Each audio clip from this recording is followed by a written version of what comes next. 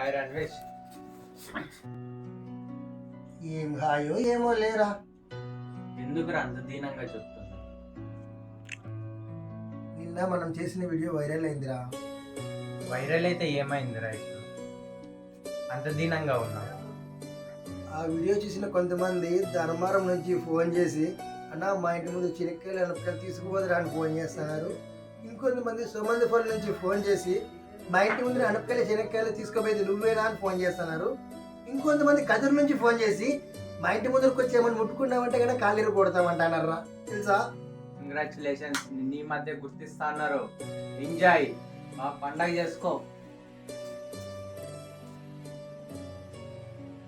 నా బాధ వీనికి ఇలా అర్థమైందా?